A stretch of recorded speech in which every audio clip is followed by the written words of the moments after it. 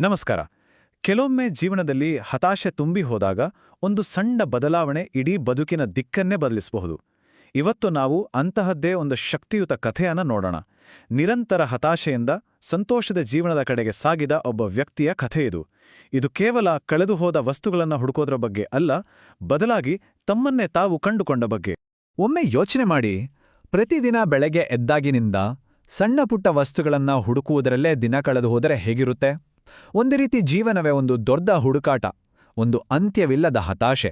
ಇದೇ ನೋಡಿ ಆ ಹಳೆಯ ದಾರಿ. ಆದರೆ ಇದಕ್ಕೆ ಒಂದು ಹೊಸ ದಾರಿ ಇರ್ಬೋದಾ? ಆ ದಾರಿ ಯಾವುದು? ಬನ್ನಿ, ಅದರ ಬಗ್ಗೆನೇ ಇವತ್ತು ತಿಳ್ಕೊಳ್ಳೋಣ. ಈ ಕಥೆಯ ನಾಯಕಿ ತೀವ್ರವಾದ ಖಿನ್ನತೆಯಿಂದ ಬಳಲುತ್ತಿದ್ರು. ಒಂದು ದಿನ, 2 ದಿನ ಅಲ್ಲ, ಬರೋಬ್ಬರಿ 5 ವರ್ಷಗಳ ಕಾಲ. 5 ವರ್ಷಗಳು. ಅಷ್ಟು ದೀರ್ಘಕಾಲದ ಮಾನಸಿಕ ಹೋರಾಟ ಒಬ್ಬರ ಬದುಕನ್ನು ಎಷ್ಟು ಅಲ್ಲೋಲ ಕಲ್ಲೋಲ ಮಾಡಬಹುದು ಅಂತ ನೀವೇ ಕಲ್ಪನೆ ಮಾಡ್ಕೊಳ್ಳಿ. ಅವರ ಈ ಒಂದು ಮಾತು ಆ ಪರಿಸ್ಥಿತಿಯ ತೀವ್ರತೆಯನ್ನ ಸ್ಪಷ್ಟವಾಗಿ ಹೇಳುತ್ತೆ. ಇದು ಕೇವಲ ವಸ್ತುಗಳನ್ನು ಎಲ್ಲೆಲ್ಲೋ ಇಡೋದಲ್ಲ, ಪ್ರತಿಯೊಂದು ಸಣ್ಣ ಅಗತ್ಯಕ್ಕೂ ಇಡೀ ಮನೆಯನ್ನೇ ಜಾಲಾಡಿ ಒಂದ ರೀತಿ ಬೇಟೆಯಾಡಬೇಕಾದ ಪರಿಸ್ಥಿತಿ. ಆ ದೈನಂದಿನ ಹೋರಾಟದಿಂದ ಆಗುವ ಮಾನಸಿಕ ಆಯಾಸ ಅಷ್ಟಿಷ್ಟಲ್ಲ. ಆ ನಿರಂತರ ಬೇಟೆಯ ಭಾವನಾತ್ಮಕ ಪರಿಣಾಮ ಏನಾಗಿತ್ತು? ಆಯಾಸ, ಹತಾಶೆ, ಸಣ್ಣ ವಿಷಯಕ್ಕೂ ಕಿರಿಕಿರಿ ಮತ್ತು ಎಲ್ಲದಕ್ಕಿಂತ ಹೆಚ್ಚಾಗಿ ಮನಸ್ಸಲ್ಲಿ ಒಂದು ನಿರಂತರವಾದ ದುಃಖ. ಈ ಗೊಂದಲದ ವಾತಾವರಣ ಅವರನ್ನು ಮಾನಸಿಕವಾಗಿ ಸಂಪೂರ್ಣವಾಗಿ ಕುಗ್ಗಿಸ್ಬಿಟ್ಟಿತು. ಖಂಡಿತವಾಗಿಯೂ ಏನಾದ್ರೂ ಬದಲಾಗಲೇಬೇಕಿತ್ತು. ಆಗ ಬದಲಾವಣೆಯ ಒಂದು ಸಣ್ಣ ಕಿಡಿ ಹೊತ್ಕೊಂಡು ದ ಸೀಕ್ರೆಟ್ ಅನ್ನೋ ಒಂದು DVD ಅವ್ರ ಕೈಗೆ ಸಿಗುತ್ತೆ. ಅದು ಬೇರೆ ರೀತಿ ಯೋಚನೆ ಮಾಡೋದಕ್ಕೆ ಒಂದು ಹೊಸ ದಾರಿಯನ್ನ ತೋರಿಸುತ್ತೆ ಅಲ್ವಾ? ಕೆಲವೊಮ್ಮೆ ನಮಗೆ ಬೇಕಾಗಿರೋದು ಇಂಥ ಒಂದು ಹೊಸ ದೃಷ್ಟಿಕೋನವಷ್ಟೇ. ಅದೇ ಸಮಯದಲ್ಲಿ ಒಂದು ಸಣ್ಣ ದೈನಂದಿನ ಸವಾಲು ಎದುರಾಗುತ್ತೆ. ತಮ್ಮ ಸಾಕು ಬೆಕ್ಕಿನ ಐ ಡ್ರಾಪರ್ ಕಾಣೆಯಾಗಿತ್ತು. ನೋಡೋಕಿದು ತುಂಬಾನೇ ಸಾಮಾನ್ಯವಾದ ಹುಡುಕಾಟ. ಆದರೆ ಅವರ ಹೊಸ ಮನಸ್ಥಿತಿಗೆ ಇದೇ ಮೊದಲ ಪರೀಕ್ಷೆಯಾಗಿ ಬದಲಾಯಿತು. ಇಲ್ಲಿ ಅವರಲ್ಲಾದ ಬದಲಾವಣೆಯನ್ನ ಗಮನಿಸಿ. ಪ್ರತಿ ಬಾರಿಯಂತೆ ಸಿಕ್ಕಾಬಟ್ಟೆ ಹತಾಶರಾಗಿ ಕಿರಿಕಿರಿ ಮಾಡಿಕೊಳ್ಳೋ ಬದಲು ಈ ಸಾರಿ ಅವರು ಶಾಂತವಾದರು. ಮನಸ್ಸಲ್ಲೇ ಸರಳವಾಗಿ ಒಂದು ನಿರ್ಧಾರ ಮಾಡಿಕೊಂಡ್ರು. ನಾನು ಅದನ್ನು ಕಂಡುಕೊಳ್ಳುತ್ತೇನೆ. ಇದೊಂದು ಸಣ್ಣ ವಾಕ್ಯ, ಆದರೆ ಅವರ ಮನಸ್ಥಿತಿಯಲ್ಲಿ ಆದ ಒಂದು ದೊಡ್ಡ ಬದಲಾವಣೆಯ ಸಂಕೇತ. ಸರಿ, ಆ ಮಾತನ್ನ ಅಂದುಕೊಂಡ ತಕ್ಷಣ ಏನಾಯ್ತು ಗೊತ್ತಾ? ಆ ಮಾನಸಿಕ ಬದಲಾವಣೆಯ ಫಲಿತಾಂಶ ಎಷ್ಟು ಬೇಗನೆ ಸಿಕ್ತು ಅನ್ನೋದು ನಿಜಕ್ಕೂ ಆಶ್ಚರ್ಯಕರ.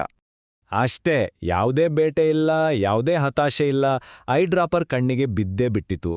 ಇದು ಅವರ ಹಿಂದಿನ ಎಲ್ಲಾ ಅನುಭವಗಳಿಗೆ ತದ್ವಿರುದ್ಧವಾಗಿತ್ತು.